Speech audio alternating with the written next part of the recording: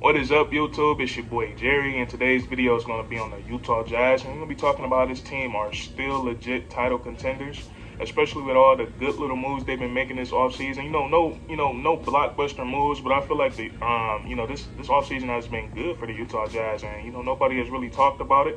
So we're going to talk about it in this video, and we're going to get right into it. And the first thing I want to do is just briefly recap the Utah Jazz previous season, and they finished 52-20.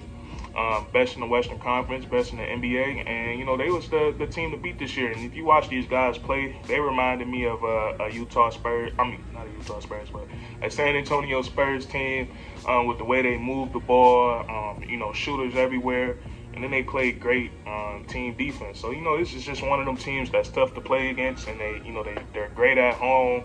One of the craziest home crowds in the entire NBA. So, they was just looking like, having home court the entire playoffs, they were the team to beat. So, we fast forward to the playoffs. They handled the Utah Grizzlies. I keep giving other teams the the Jazz city, but not the Utah Grizzlies, the Memphis Grizzlies. They handled them guys in 5 games, and then we fast forward to the second round to where they lose to the Clippers. And a lot of people have, a lot of people were trying to clown the Jazz for losing to the Clippers without Kawhi Leonard. And if you look at the Jazz, man, Donovan Mitchell, his ankle was tweaked a little bit. And if you look at Donovan Mitchell those first 2 games, he was looking like a top 5 player, in the NBA. In the entire league, he was too quick and too shifty for Paul George and Kawhi Leonard. They couldn't stick with him. And then you throw Patrick Beverly or one of the other guards on him. He was he's too strong for them, and he was just giving them guys the work. And then he tweaked his ankle a little bit, and he couldn't really go out there and explode on it how he wanted to. And then we all know Mike Conley was dealing with injuries. The entire playoffs, and they really missed him. And then this is a young team that's still putting it together. So I feel like, with the season before that, blowing the 3-1 to the Nuggets, to losing to the Clippers the second round, last season, I think this team is going to be, even more dangerous.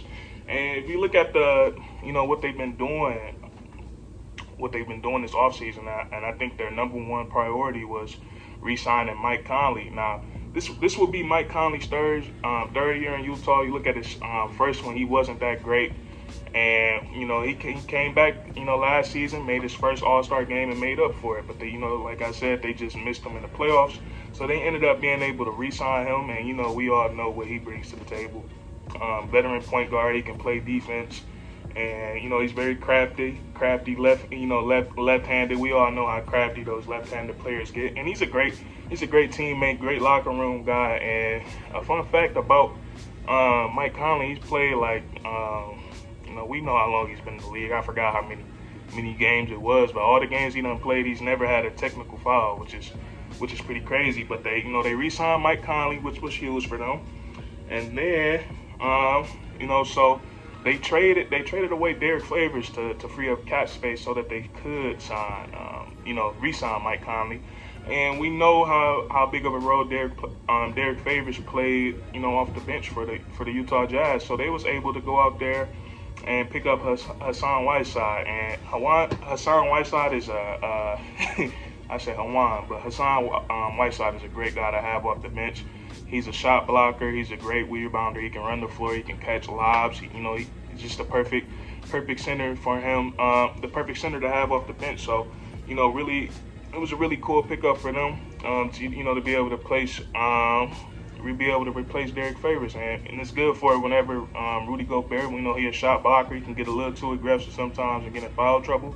So you could throw Hassan Whiteside in there. It's not the same as Rudy Gobert, but it's a pretty good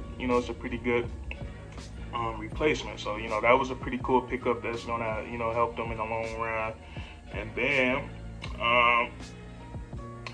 the Utah Jazz got a draft steal, man. Jared Butler, watching him, he's a walking bucket. Very, very crafty. He can shoot the 3. He can play make. And he could just do a little bit of everything, man. Not too not too shabby on defense, and he's coming off winning a national championship. So he done been through some high pressurized moments, and I think the Utah Jazz are going to be able to throw him right into the rotation because he's a bucket, man. He's pretty good, and he can run the pick and roll. Something the Utah Jazz do a lot because they don't have any shooting bigs, but everywhere else is a bunch of shooters. So it's not really that much, not really that much of a problem. So Jared Butler, he's looking forward to how good he's gonna be, and then the Utah Jazz also picked up Eric Pascal. Not only can he, he averaged 14 points a game last season. Not only can he ball, but he's been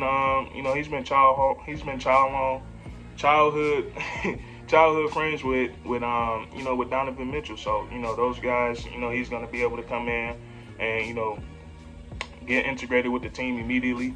And like I said, Eric Pascal averaged 14 points a game. He's going to be able to provide a spark off the bench. He's he's really great around the rim. He got a quick first step, and he know how to get to the basket. So Eric Pascal is a great pickup, a great guy to have off the bench. And you adding all these guys to already a pretty great roster in my opinion.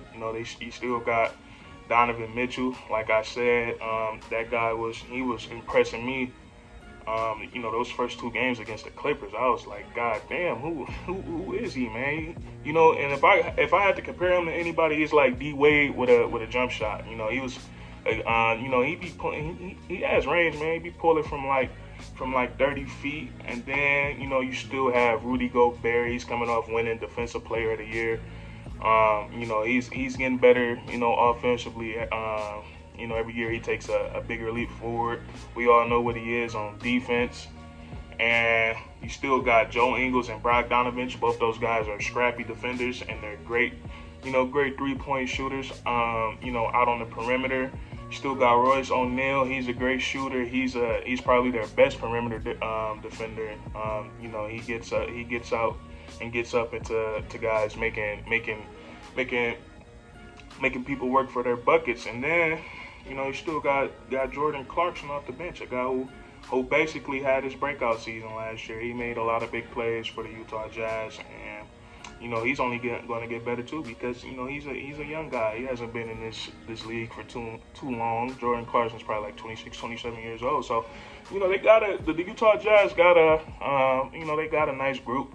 A lot of people, they got a great coach too, and Rick Snyder. A lot of people saying that they're, just a regular season team. They can't do it in the playoffs. But people got to remember, man, that this is a young team. They're still figuring things out, and I think last two losses, they gonna be able to put it together now, and learn from their mistakes, and I think they're still gonna be, a top 3 seed in the West next year, and they're gonna be they're going to be a tough out. So, that's it for this video, man. Just want to talk about the Utah Jazz. If you enjoyed, man, give this video a thumbs up. Comment down below. What do you think the Utah Jazz are going to do next season? How far are they going? What's their ceiling? What's their floor? And subscribe, man. Subscribe for more weekly content. We do this all the time. And that's curtains.